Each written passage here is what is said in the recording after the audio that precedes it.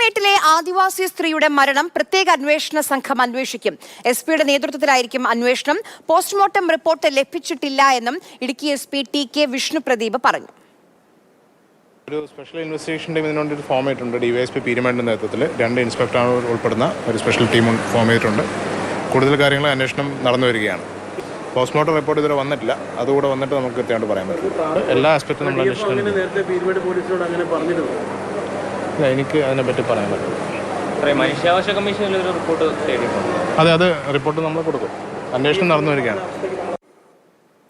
Jain S Raju വിവരങ്ങളുമായി ചേരുന്നുണ്ട്. ജെയിൻ, ആവർത്തിച്ച് കാട്ടാനയുടെ ആക്രമണമാണെന്ന് ഭർത്താവ് ബിനു പറയുന്നുണ്ട്. ഭാര്യയെ മാത്രമല്ല തന്നെയും ആക്രമിച്ചുവെന്ന് ബിനു ഇപ്പോൾ പറയുന്നുണ്ട്. ഏത് രീതിയിലായിരിക്കും ഇതിലൊരു സത്യം പുറത്തു വരണമല്ലോ, അന്വേഷണം എങ്ങനെയായിരിക്കും?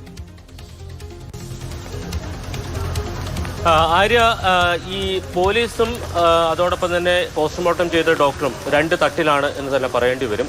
പോലീസിന്റെ അന്വേഷണം പോകുന്നത് ഇതൊരു കാട്ടാന ആക്രമണം എന്ന നിലയിൽ തന്നെയാണ്.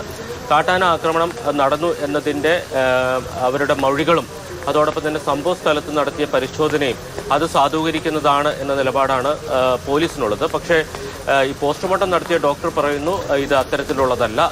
സീതയുടെ ശരീരത്തിൽ കണ്ടെത്തിയത് കാട്ടാനയുടെ ആക്രമണം മൂലമുള്ള മുറിവുകളും ചതവുകളുമല്ല എന്നുള്ളതാണ് പോസ്റ്റ്മോർട്ടം ചെയ്ത പീരുമേട് താലൂക്ക് ആശുപത്രിയിലെ ഡോക്ടറുടെ നിലപാട്. എന്നാൽ ഡോക്ടർ ഇതുവരെ പോസ്റ്റ്മോർട്ടം റിപ്പോർട്ട് നൽകിയിട്ടില്ല. ഈ സംഭവം വിവാദമായതോടെ ഇതുമായി ബന്ധപ്പെട്ട് കൂടുതൽ സൂക്ഷ്മമായിട്ടുള്ള പരിശോധനകൾ നടത്തിയ ശേഷം മാത്രമേ ഈ പോസ്റ്റ്മോർട്ടം റിപ്പോർട്ട് നൽകൂ എന്നുള്ളതാണ് ഡോക്ടറുടെ ഒരു നിലപാട്. അദ്ദേഹം അവധിയിലാണ് എന്നുള്ളതാണ് വിവരം.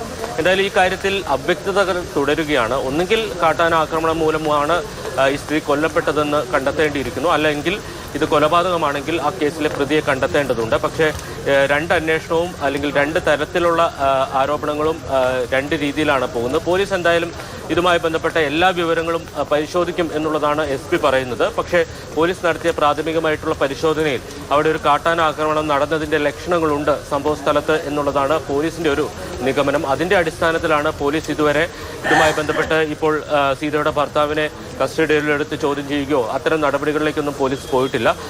സീതയുടെ മക്കൾ നൽകിയ മൊഴികളുണ്ട്. ആ മൊഴികളൊക്കെ ഈ ബിനു പറഞ്ഞതിനെ സ്വാധീനിക്കുന്നതാണ് എന്നുള്ളതാണ് പോലീസിന്റെ ഒരു വിലയിരുത്തൽ. പിന്നെ എന്തുകൊണ്ട് ജെയിൻ എസ് രാജു ആണ് വിവരങ്ങൾ നൽകിയത്.